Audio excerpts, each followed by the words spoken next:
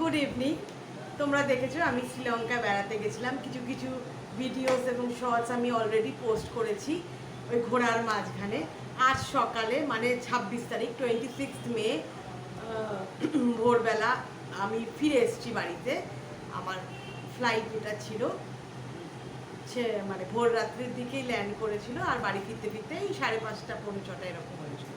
তো অনেকেই আমাকে প্রশ্ন করেছো, দু একজন, অনেকেই বলবো না, আর প্রশ্ন করেছো যে যেই সব হোটেলসগুলোতে আমি বা রিসর্টসগুলোতে আমি ছিলাম তাদের ভাড়া কত।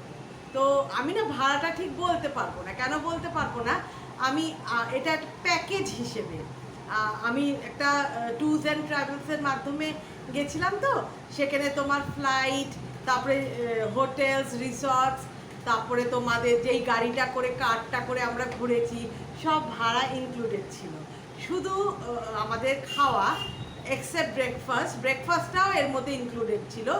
লাঞ্চ, ডিনার, ইভিনিং স্ন্যাক্স এগুলোই শুধু আমরা টাকা খরচা করে খেয়েছি।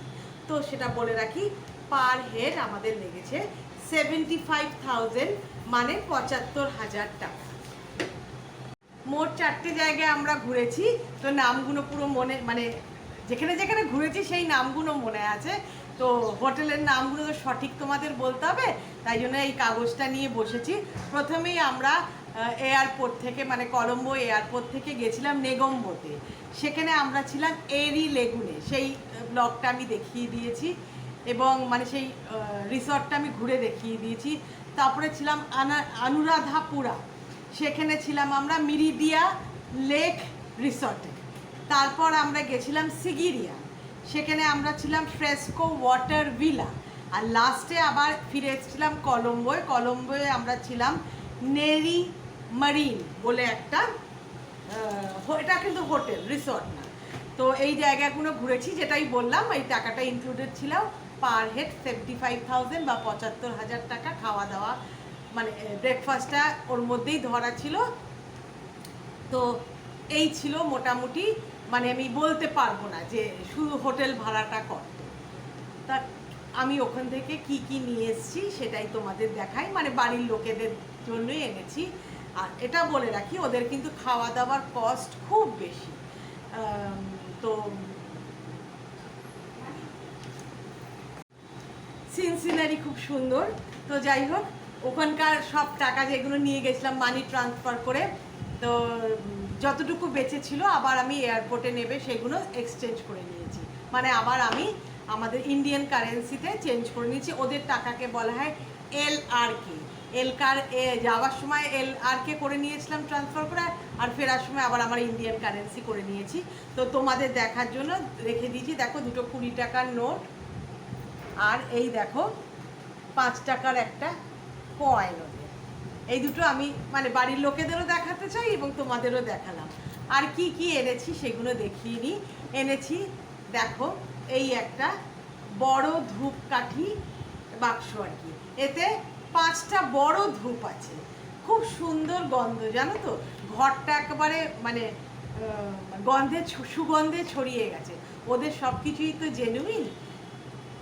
ওদের চা আর কফি খুব ভালো। তো সবার জন্য আমি এই কফি এনেছি, সবার জন্য, বাড়ির সবার জন্য। এমনকি আমার কিছু বন্ধু বান্ধব, তারপরে বাড়ির যে আত্মীয় স্বজন এবং আমার বাড়ির লোক তো বটেই এনেছি। আর ওই কফির সঙ্গে সবাইকে একটা করে শ্রীলঙ্কার যে ম্যাগনেট ফ্রিজে লাগানো হয় সেটা নিয়ে এসেছি। আর এনেছি আমার গোপাল সোনা বা আমার যে গোপাল ঠাকুর, তার জন্য অনেকগুলো লজেন্সের প্যাকেট নিয়ে এসেছি। এই আমি সবার জন্য এনেছি। আর কিছু চা আছে, এরকম এনেছি। দেখো, সবেরই তো দাম অত্যধিক বেশি। আমি তো নিজে কোনো কিছু আর্ন করি না, আমাকে তো নির্ভর করতে হয় আমার হাজব্যান্ড এবং আমার মেয়েদের ওপর। তো আমার সামর্থ্য অনুযায়ী টাকা জমানো ছিল কিছু আমার হাত খরচা বাবদ। সেই টাকা থেকে আমি এইগুলো যে আনতে পেরেছি এতটুকু, সেটাতেই আমি খুব আনন্দ পাচ্ছি। আমার আত্মা একটা সন্তুষ্টি পাচ্ছে আর কি। তো আর আমি আস্তে আস্তে ব্লগগুলো ছাড়তে থাকবো। তোমরা দেখো, শর্টসও দেবো আমি, তোমরা দেখো। যদি ভালো লাগে, তোমাদের মূল্যবান কমেন্ট দিও। আর যদি আমি কিভাবে গেলাম, কোন ট্যুরস অ্যান্ড ট্রাভেলসের মাধ্যমে গেলাম, যদি জানতে চাও তাহলে বলো, আমি অবশ্যই তোমাদের জানিয়ে দেবো। আর কিছু ডিটেলস যদি জানতে চাও সেটাও বলো। কেমন? খুব এনজয় করেছি।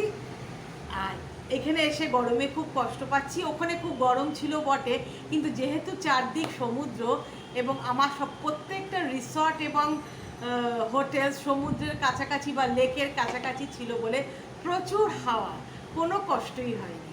এবং মানে ঘরের ভেতর তো এসি চলছেই। আর যে গাড়ি করে আমরা বেরিয়েছি সেই গাড়িতেও এসি ছিল। এসি গাড়ি ছাড়া তো হয় না বিদেশে, এবং এখনও এখানেও তাই। তো ওখানে যে আমাদের ড্রাইভার ছিল, গাড়ি চালক ছিলেন, খুব ভালো। উনি একজন খ্রিশ্চান ভদ্রলোক। ওনার নাম ধরম শিরি ফার্নান্ডো। খুব হাসি খুশি লোক। এবং উনি শুধু যে আমাদের গাড়ির চালক ছিলেন তা না, প্রত্যেকটা জায়গা উনি নেবে আমাদের দেখিয়েছেন। এবং সেই সম্বন্ধে যে ইতিহাস বলা বা গল্প বলা, সেইগুলো মানে পূর্ব ইতিহাস, সেইগুলো উনি বর্ণনা করেছেন। খুব ভালো মানুষ। এবং সবচেয়ে বড় কথা জানো, যখন আমি সিগিরিয়া ফোর্ট থেকে ওই 1200টা সিঁড়ি অতিক্রম করে সিগিরিয়ার ফোর্টে আমি উঠেছিলাম এবং খুব অসুস্থ হয়ে পড়েছিলাম, আমার শ্বাসকষ্ট হচ্ছিল, বমি পাচ্ছিল। এবং যখন পুরোটা ওঠার পর আস্তে আস্তে নামতে আরম্ভ করলাম, থেমে থেমে বসে বসে নেমেছিলাম। আমার মেয়ে আমার হাত ধরে ধরে নামিয়েছিল। তো যখন আমি নিচে এলাম, উনি আমার হাত ধরে কনগ্র্যাচুলেট করেছিল যে অনেক ইয়াং ছেলেমেয়েরা এতটা দূর উঠতে পারে না, আপনি উঠেছেন, কনগ্র্যাচুলেশনস। এবং তখন আমার শরীরটা খারাপ করছে বলে উনি সঙ্গে সঙ্গে আমাকে বললেন গাড়িতে গিয়ে বসুন, এবং আমাকে একটা খুব ম্যাঙ্গো ফ্লেভার এবং মালাই দেওয়া একটা আইসক্রিম খাইয়েছিলেন। সেটার উনি মূল্য নেননি। এবং যত মন্দির, স্তূপা, বুদ্ধিস্ট স্তূপাতে আমরা ভিজিট করেছি, সেখানে আমাদের জুতো খুলে ঢুকতে হয়েছে। উনি কিন্তু সেই প্রাইসটাও, মানে জুতো যে কুপনের যে টিকিটটার যে প্রাইসটা, সেটাও উনি দিয়ে দিয়েছিলেন।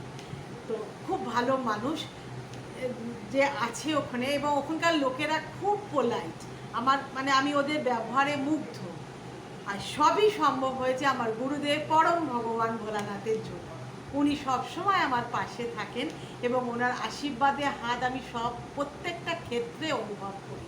উনি আমার হাতটা ধরে থাকেন, যে কোনো বিপদ আপদ সম্মুখীন হবার আগেই উনি আমার হাতটা ধরে সেখান থেকে সরিয়ে আনেন।